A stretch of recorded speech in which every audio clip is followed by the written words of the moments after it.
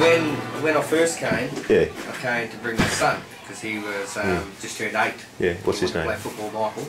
Yeah. And so I thought, you know, bring him here. Yeah. And all they had was under 8s and under 9s. Yeah. And then all of a sudden, that year, at the end of that year, they said the committee's folding.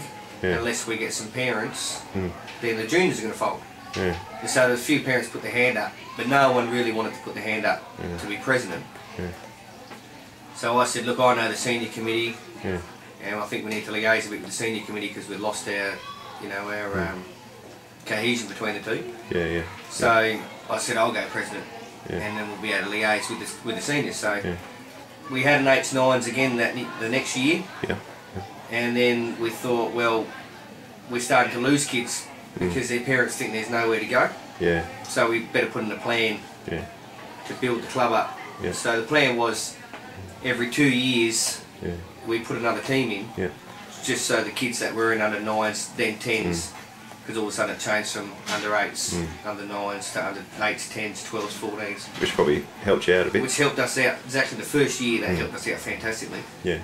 Because our kids from under 9s, we didn't have under 11s, you know, and then all of a sudden they said, well, we'll make it under 10s, so straight away they could just play together again. Yeah. Yeah. And so then we thought, well, we need to get an under 12s going. So what happened initially at the start, we didn't have enough kids. Yeah.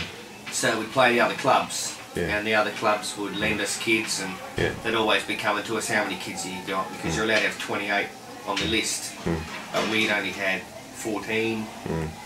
And one year we had 13, so 13 committed kids in our under 10s, plenty in the under 8s. And so we played with them, and then the next year in under 10s we had 18, but it went up to the under 12s only had 8 to 10. And so I went to the league and said, look, we need some sort of fair play rule, whereas we go up against these teams that have got 30 kids, and they're playing with their 18 and I'm playing with my 13. You know, we either they give us kids or they play with 13 too. And a couple of times clubs said, no, well, we're not going to give you any kids. Really? And so we played with 13 and 1. Yeah. And they had 7 on the 10 on the bench, whatever on the bench, you know. And then slowly but surely we started getting respect with the league because they could see that we were actually trying to do something with our footy club. Yeah. So when we go to the meetings, they'd show us a little bit more respect and listen to what we had to say. And so they brought in a rule, a 2-team rule for the stronger teams. Well, they've got so many kids, we'll let them have 2 teams. And I said, well, hang on, how about if they get a full list, then they have to pass them on to the lower teams, you know, which eventually that sort of started happening, but it still doesn't happen now because stronger teams like the Setons and your Port Districts, they don't want to give up what they've got, you know, they really want to keep us down. Yeah. And so, as I say, it's every year now we put in another team to the stage, whereas now we've got 8s, 10s, 12s, 14s, and an under 16 team which is amalgamated with Woody South. So next year we'll have a full gamut of teams, 8s through to 16s. So now when a parent and a kid comes to play footy here, they know they can play all the way through. And that's what we're finding now, that parents are coming and they're bringing their children knowing that, well, great, if he wants to play footy his whole life, he can. So we're getting stronger and stronger and stronger. And your parents, mostly people who have had an affiliation with Rosewater in the past, or are they people who have never had anything to do with the club and have heard that they've got a decent junior program? Initially it was people that lived in the area and they had something to do with the club, i.e. they played here, or their dad played here like yourself, you know, they knew someone who played here. The under 12 coach, he never played here, but his granddad, he's on the board as a life member, you know, so he thought, I've got kids now, I'll come out and put some time into Rosewater, you know.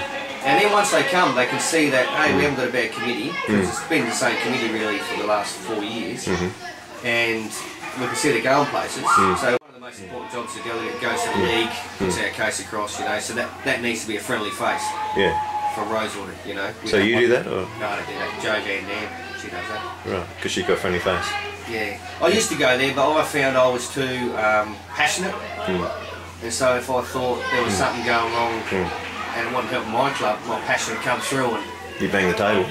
Yeah, and I'd speak up, you know, and people are like, who's this bloke? And I'm like, man, Rosewater's not going away. We're here for the long haul. You guys really have got to get used to it. Yeah. And let's get a level playing field. Because for too long it's been Henley and Port Districts. Most of the people on the league committee are from those two clubs. You know, there was a West Croydon man there for a while, and he's a good bloke. And he spoke to me and he said the only reason I went on there was because it was just two club focused.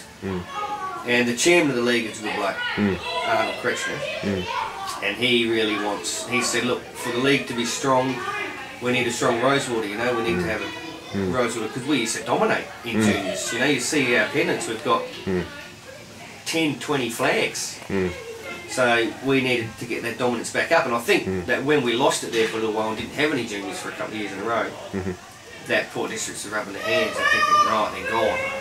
But now, as you see, you know, we got 90 kids on our list. You know, next year, you know, we could have 2 teams in our under 12s. You know. Because